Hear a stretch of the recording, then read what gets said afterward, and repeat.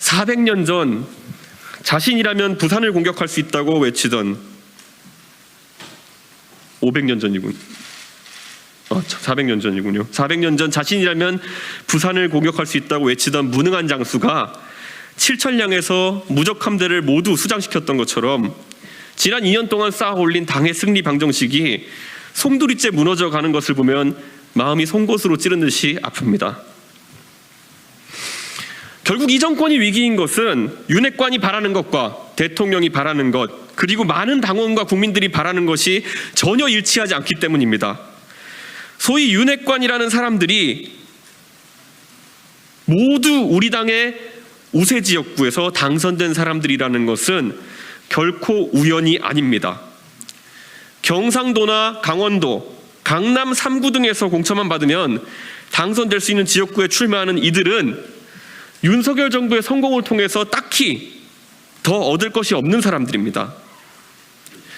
그렇기 때문에 이 문제를 해결하는 것은 윤핵관들과 윤핵관 호소인들이 그들의 조그만 장원에서 벗어나 좀 더 진취적인 것에 도전하는 모습을 솔선수범해서 보이는 것입니다.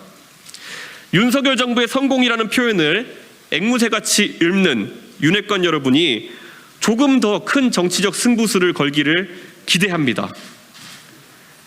이준석을 몰아내는 것에 정치적 노력을 기울이기보다는 권성동, 이철규, 장제원과 같은 윤핵관들, 그리고 정진석, 김정재, 박수영 등의 윤핵관 호소인들은 윤석열 정부가 총선 승리를 하는데 일조하기 위해서 모두 서울 강북 지역 또는 수도권 열세 지역 출마를 선언하십시오. 여러분이 그 용기를 내지 못한다면은 여러분은 절대 오세훈과 붙겠다고 결심했던 정세균, 황교안과 맞붙을 결단을 했던 이낙연을 넘어설 수 없습니다. 여러분은 그저 호가호위하는 윤핵관으로 남게 될 것입니다.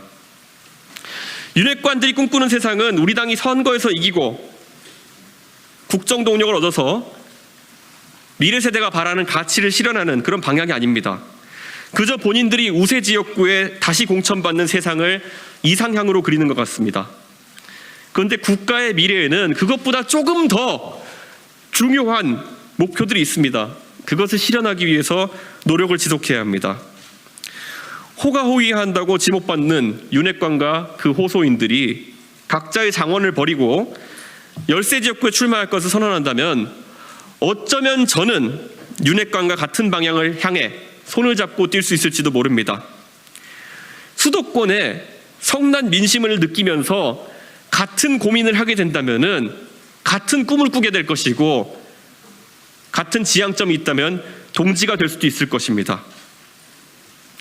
하지만 국민 모두가 알고 계시는 것처럼 윤핵관과 그 호소인들은 그런 선택을 할 리가 만무한 사람들입니다.